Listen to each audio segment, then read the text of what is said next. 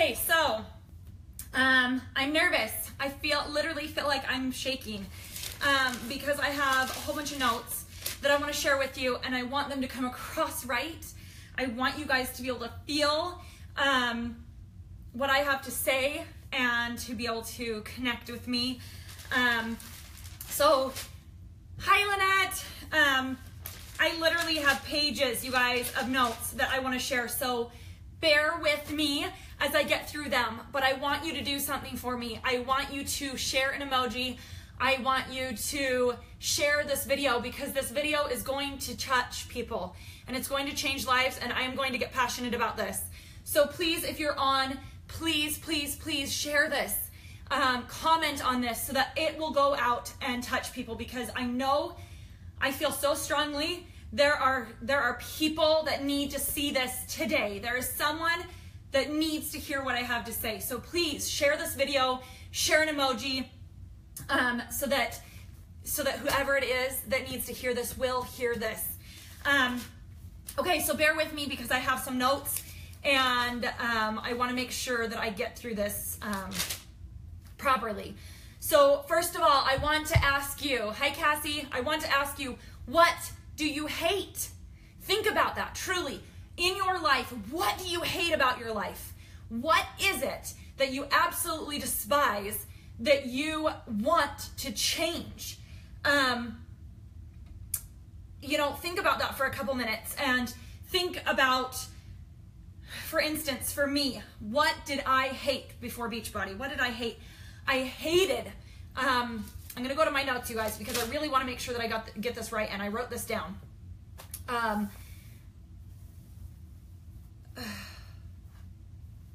Dang it, I can't find where I put it. You guys, my notes are a mess. I'm serious. Bear with me. I promise this is going to be good. Okay, so right here. I hated that my husband and I always argued. I hated that I was a yelling, screaming mom. Hi, Diane. Hi, Cassie. I hated that I didn't want to get out of bed in the morning. I hated what I looked like. I hated it. Every time I walked past the mirror, I would tell myself how fat and ugly I was, and I hated that about myself. I hated the mediocre life that I was living, and I wanted something to be done about that. Hi, Heather. So, I want to say I used to be scared of what everyone was going to think about me. I used to be scared because I was worried what people would judge me for. You guys, please drop an emoji, comment. I want to get this building. I really need to share this, and I need it to get out there because I know there's someone today that needs to hear this. So if you're on, please comment, please like, do something to spread this word to get people on this call. On this live video. So I used to be scared. I used to be scared of everyone that was, what they were thinking around me. I was scared of how they were judging my actions. I was scared because our society is a herd mentality society. And what that means is that if you don't fit into their mold, they try to do one of two things. They try to mock you and ridicule you for the way that you're trying to step out of that herd, or they try and tell you, I love you, I'm doing this to help you change. I'm embarrassed for you. What you're doing is inappropriate. You need to change. You need to come back in, because they want you to be part of the herd. They want you to be like them.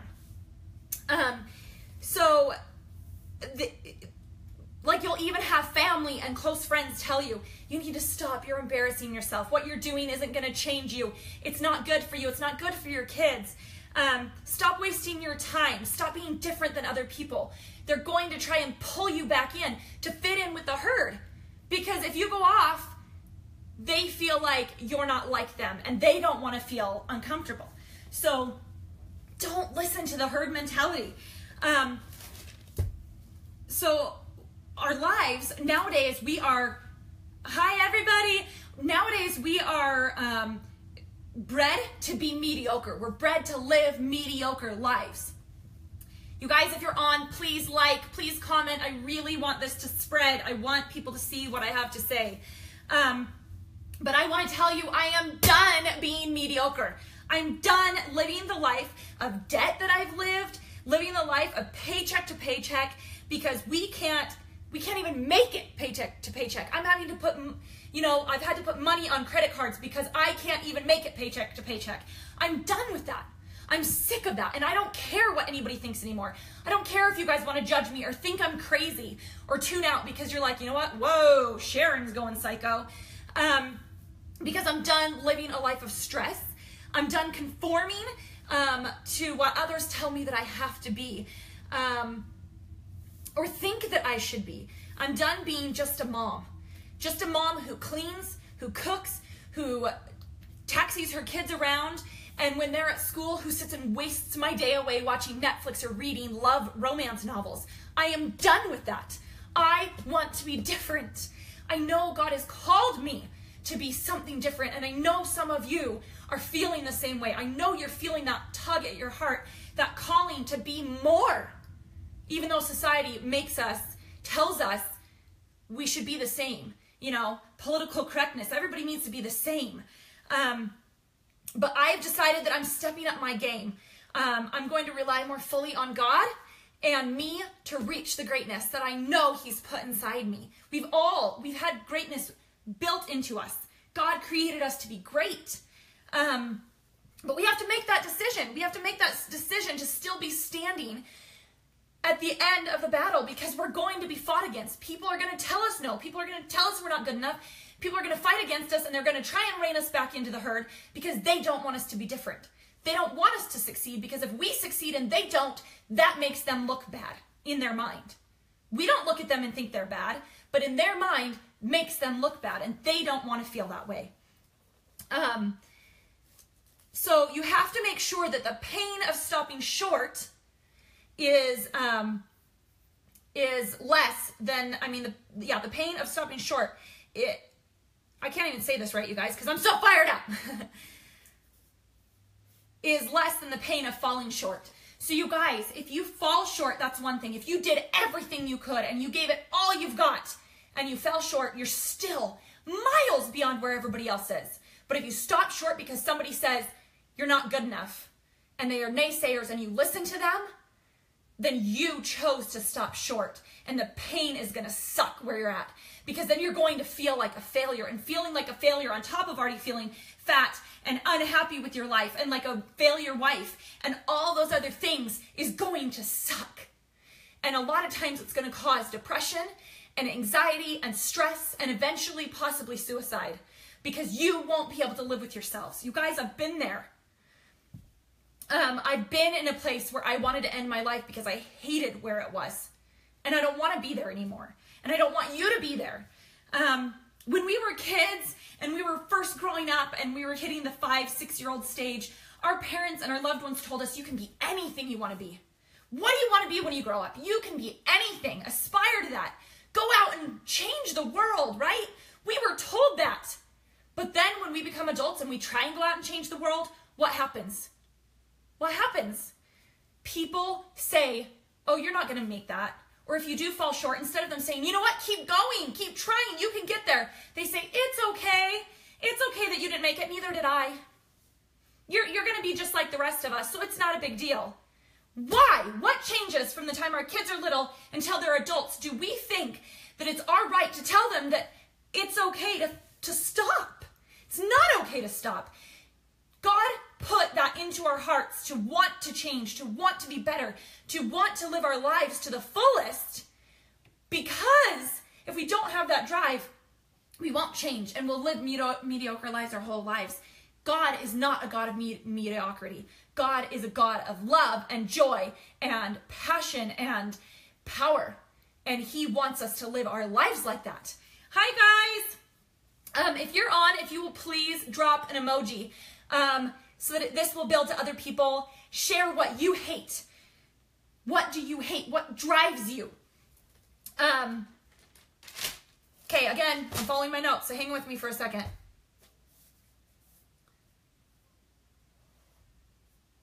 So don't quit what you're battling against right now. What you're battling against right now will make you stronger as you push on. And I believe you can do it. And I know you can do it. If you don't listen to those naysayers. You'll never know your potential if you keep resisting the process. Don't resist the process. Don't let others stop you. Don't resist the greatness that is in you trying to come out. Everyone wants money, right? This world wants money. That's why the lottery is billions of dollars dumped into that annually, because people want an easy money. They don't want to work hard for it. They want to go buy a ticket that takes 5 minutes to buy, and they want to win big because they want to just be done. They want to retire and they want to live their life comfortable with a lot of money. But I am not in this to be comfortable. As you can tell, I'm not in this to be comfortable. I am in this to save people's lives. I'm in this business and I'm battling with you because I want to save people from foreclosure. We've been there. It sucks. I know how much weight it pulls you down and it makes you feel worthless. I know. If you don't believe me, you guys, we had 3 foreclosures, me and my husband. First got married. We were going to live the dream. We invested all the money we had and we lost it. And we felt like failures and it sucks. And I hated living that life. I hated feeling that way. I want to save people from living paycheck to paycheck or living on a credit card because that's all you know and that's all you have. I want to save your marriages from the hate and the anger that Satan puts between us when we just sit and bicker over stupid things. I know, I've been there, and it's ridiculous. You fight because he didn't load the dishes right. Guys, I've done that. I'll admit, I've done that, and I bet you have too. And it destroys our marriages. It destroys what we could have that's good. I want to save people from depression, from anxiety, from suicide. Because like I mentioned earlier, I have been in those places.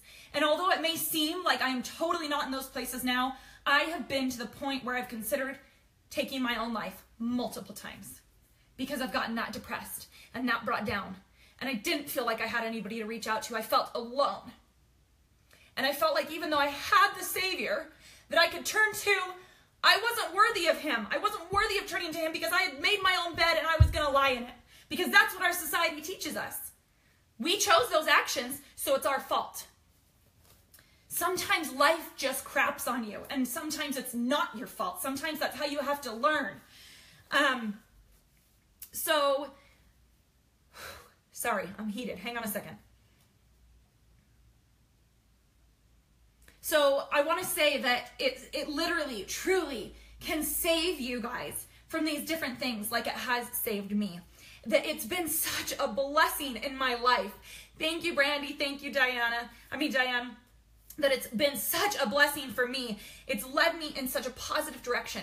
It has brought me so much closer to God because I rely on him every day. You guys, I get down on my knees every single morning and I pray that I will be a guide and a blessing to you because I feel that's my calling in life. I feel like something that I have to say may change something. It might shift your mind to make you a happier person, to bless your life in some way. And if I can do that small little part because God guided me to touch you and to reach out to you, then I've done what he's asked me to do. And I've stopped living a mediocre life. And I have saved you through God. I am God's hands for him because he cannot come down and save everybody himself. That's not his plan. His plan is for us to work together, to grow and to strengthen and build each other up, to go back to him. And I want to do that for you. I want to be your strength. If you feel like you have no one else to turn to and you maybe don't feel worthy of turning to Jesus right now as your Savior, turn to me. Because I've been in a lot of places that I don't talk about because they're dark for me. And I don't like talking about them. One place that I was that I absolutely hated when I lived in Florida. This was a hard day, guys. I was pregnant with my second baby. I was so sick that I could not get out of bed on my own. And my husband had to work, and he worked an hour away, and he took the car every day, and I had a 3-year-old. Sorry, I do not normally get emotional like this. And I had a 3-year-old. And I couldn't get out of bed to take care of him. And I'd made a little cupboard that he could get his own snacks, his own puddings, and there was a drawer in the fridge he could get his own cheese sticks and yogurt so that he wouldn't starve during the day because I just had to lay there until my husband came home. And he had climbed up, scooted a chair over and climbed up on the counter and climbed up and got our knives. And had dropped them on the floor. And it scared me so bad because I didn't have anyone to help me. And that morning before my husband left to work, he had called 6 women that I knew. We'd only been there for a year, so I really didn't have a ton of friends. And every single one of them said, I'm sorry, I can't help her today. I wish I could. If it was another day, I would. But today, I can't help her. And while I laid there in bed going through that, I thought, I will never be that person. If somebody needs help, I want to help them. Because that just might be their breaking point. And I don't know. And maybe that was what God did that to me for, so that I could feel the draw to be able to serve others as passionately as I do. But it was a horrible time in my life. And I never want you guys to have to go through that. Oh, sorry. So I wanted to say, this is not all just about body image. It's not just about looking good and fitting into that cute little black dress. However, when you feel confident in yourself, you stop worrying about your body, because you can finally love how you feel and how you look. And when you can do that, you can serve God more fully, because it's not all up in your mind sitting there complaining about yourself while you're trying to be out serving others. You can serve passionately and confidently because it's not in the back of your mind telling you you're ugly and you're fat and they don't want your help anyway. God, I'm still shaking. You can step out and take adventures that you never thought you'd be able to previously because you were battling your own self-worth in your mind daily. And that's a horrible place to be in. But I've been there so many times. Stop walking around like zombies. Stop going through the motions day after day, because that's what we're freaking told to do. We're told that you grow up, you go to school, you go to college, you get married, you have babies, you go to work, and you work for 40 years. It's the 40-year plan, and then you retire. And instead of getting to travel the world, instead of getting to have a beautiful yard that you can have horses on, instead of getting to go on hikes with your family, instead of getting to go see your grandkids, you're stuck in your home, watching TV all day, walking around your 55-plus community, because that's all you can afford. Because that's what society's told you to do. Stop being zombies. Wake up. There's so much potential in us. God created so much passion and power in us, but we have to wake up and we have to grab that, and we have to take that. So I want to ask you again, what do you hate?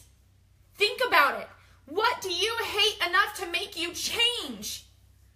Because until you figure out what it is that you hate, you're just going to live the rest of your life mediocre. And that's not what God intended us to do.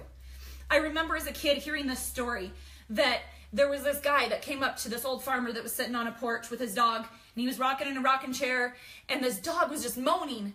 And the guy, I think it was like a salesman or something, said, "Why is your dog always moaning?" And the old guy said, "Well, because he's sitting on a nail." And he says, "Well, why in the heck doesn't he get off the nail?" And he said, "Because the pain of sitting on the nail is not as bad as the pain of him getting up to get off of it." You guys, quit sitting on the nail because the pain isn't strong enough. Get up and change your lives.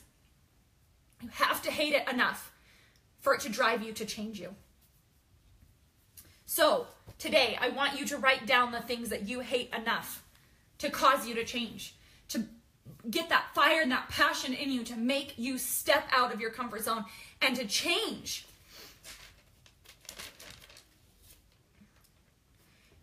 And if you're ready, I want you to get on this train with me. I want us to drive this journey together because it sucks to do it alone. And it's almost impossible to do it alone because of all the naysayers that are going to come at you and try to get you to conform, to get back in the herd. You're not allowed to be outside the herd. You're not allowed to get out of the box. They want you in the box because they don't want to feel uncomfortable. And when you get out of the box and you show them that it can be done, it makes them feel lazy, it makes them feel incompetent, and it makes them feel like they don't want to have to try that.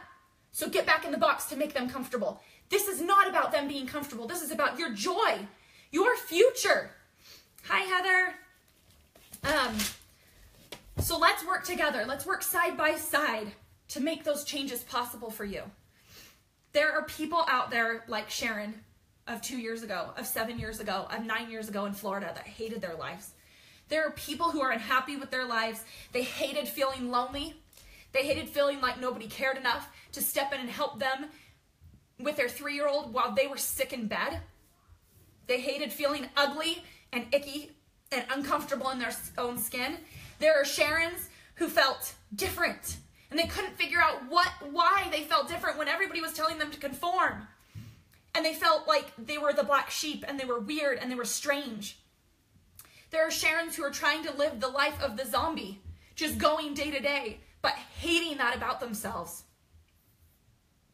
And I want to reach out to you. If you feel like you're a Sharon from 2 years ago, 5 years ago, that has any of these things that I've been talking about in your life, if you are the Sharon that's feeling right now like ending your life because nobody cares about you and because you're not good enough, I want to speak to you, and I want you to know I want to link arms with you, and I want to walk with you, and I want to help you be able to change and to avoid those naysayers, to reach out and find the joy that you want in your life.